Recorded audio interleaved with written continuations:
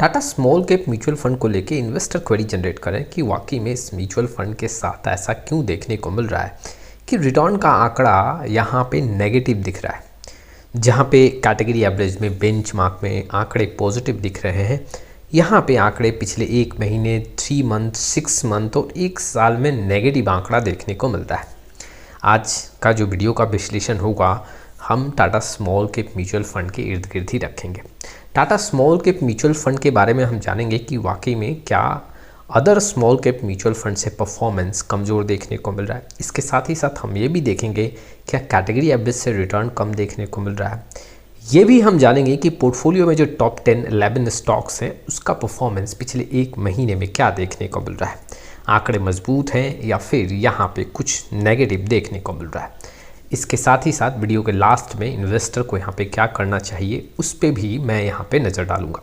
चलिए शुरुआत करते हैं। लेकिन आप में से बहुत ऐसे इन्वेस्टर हैं जिनको पोर्टफोलियो रिव्यू और डिज़ाइन को लेकर प्रॉब्लम है।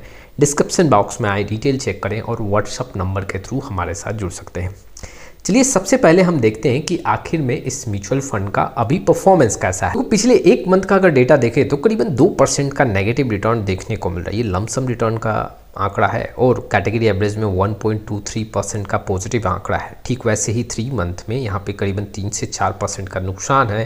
कैटेगरी एवरेज में करीबन 2% का पॉजिटिव आंकड़ा देखने को मिल रहा है। 6 मंथ का देखें तो 1% का नुकसान है।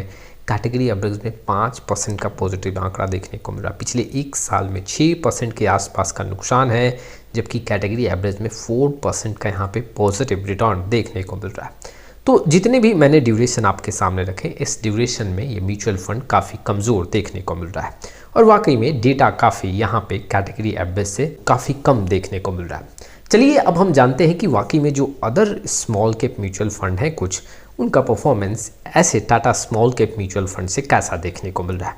पिछले 1 साल का अगर हम डेटा देखें तो Tata small cap mutual fund में करीबन 5 से 6% का नुकसान देखने को मिला है, जो कि अगर आप Nippon India small cap mutual fund, Bandhan small cap mutual fund, HDFC small cap, Bank of India small cap mutual fund से कंपेयर करोगे तो आंकड़े काफ़ी कमज़ोर यहाँ पे देखने को मिल रहे हैं। ठीक वैसे ही अगर मैं यहाँ पे पिछले 1 महीने के डेटा की बात करूँ तो 1 महीने के डेटा के बेसिस पे भी Tata small cap mutual fund का आंकड़ा यहाँ पे कमज़ोर देखने को मिल रहा है। करीबन 2% का नेगेटिव रिटर्न है, जबकि अगर आप हर एक स्मॉल कैप जो कि मैंने आपके सामने रखा है वहाँ पे पॉजिटिव रिटर्न आपको देखने को मिल रहा है। ठीक वैसे ही अगर मैं 6 मंथ के आंकड़ों की बात करूँगा तो 6 मंथ के आंकड़ों पे भी अगर आप नोटिस करोगे तो यहाँ पे 1% का नुकसान टाटा स्मॉल कैप में है।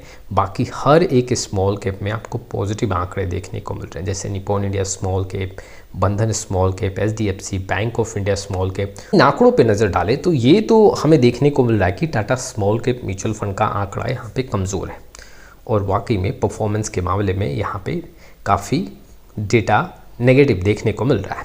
चलिए अब जानते हैं कि आखिर में पोर्टफोलियो में जो स्टॉक्स हैं उनका परफॉर्मेंस कैसा है, क्या रीज़न है जिसके चलते ऐसे म्यूचुअल फंड का रिटर्न नेगेटिव है। ठीक आपके सामने जो है ये टॉप 10-11 स्टॉक्स हैं इस म्यूचुअल फंड के पोर्टफोलियो के जो आंकड़े हैं। आप नोटिस करोगे तो करीबन यहाँ पे 30 से 35% का एलोकेशन कवर होता है और यही 10 से 11 स्टॉक्स हैं जो सबसे ज़्यादा इस म्यूचुअल फंड के एनएवी में उतार चढ़ाव लाते हैं। और अगर हम देखें कि ऐसे स्टॉक्स का क्या हाल है, अगर मैं पिछले 1 मंथ का आंकड़ा देखूं तो जो ये टॉप 10-11 स्टॉक्स हैं इसमें हर एक स्टॉक्स में नुकसान देखने को मिल रहा है। अगर मैं 1 से 2 स्टॉक्स स्किप करूं, जैसे कि अगर आप सुदर्शन केमिकल की बात करोगे तो पिछले 1 महीने में 16 से 17% का गिरावट देखने को मिल रहा है। और ये स्टॉक्स अगर आप देखोगे तो टाटा स्मॉल कैप में सबसे ज़्यादा एलोकेशन के साथ है। ऊषा मार्टिन जो है यहाँ भी दबाव देखने को मिल रहा है। आईडीएफसी फर्स्ट बैंक में 12 से 13% का एक जंप है। गोदरेज इंडस्ट्री में भी देख सकते हो नुकसान का आंकड़ा है। बीएसएफ इंडिया की बात करूँ तो 3% का यहाँ पे नुकसान देखने को मिल रहा है। सी इन्फो सिस्टम की बात करूँ तो ये 7 से 8% टूटा है। टाइम टेक्नोप्लास्ट की बात करूँ ये 9% टूटा है।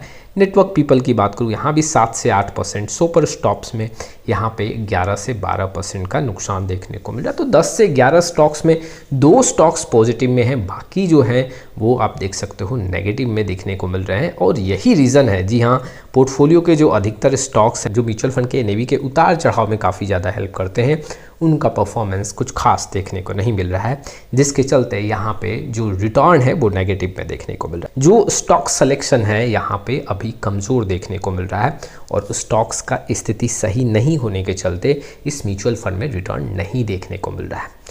रिटर्न काफ़ी नेगेटिव है। जी हाँ, अगर आप कैटेगरी एवरेज से कंपेयर करोगे, बेंचमार्क से कंपेयर करोगे तो वाकई में ये आंकड़े काफ़ी निराशजनक है। अब देखो इन्वेस्टर को यहाँ पे क्या करना चाहिए।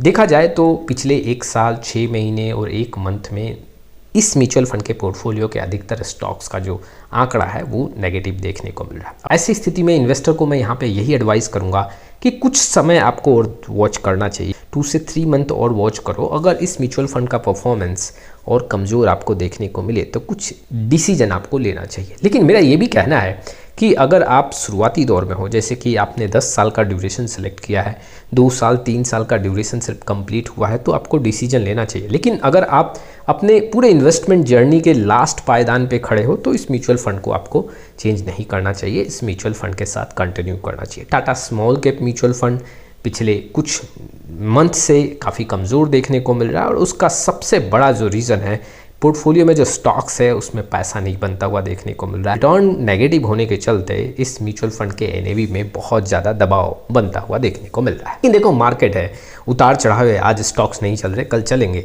लेकिन इसका मतलब ये नहीं कि हम विश्वास करके ऐसे म्यूचुअल फंड के साथ बैठ जाए। लेकिन ठीक इसका अपोजिट हम ये भी बात करेंगे कि बहुत जल्दबाजी में ऐसे म्यूचुअल फंड से हमें एग्जिट का कॉल नहीं लेना चाहिए। तो ये कुछ इन्फॉर्मेशंस थे जो इन्वेस्टर के लिए काफ़ी इंपॉर्टेंट थे। आपका क्या राय है इस वीडियो को लेके कमेंट बॉक्स में जरूर आए। फिर मिलेंगे एक नई वीडियो के साथ, तब तक के लिए जय हिंद जय भारत।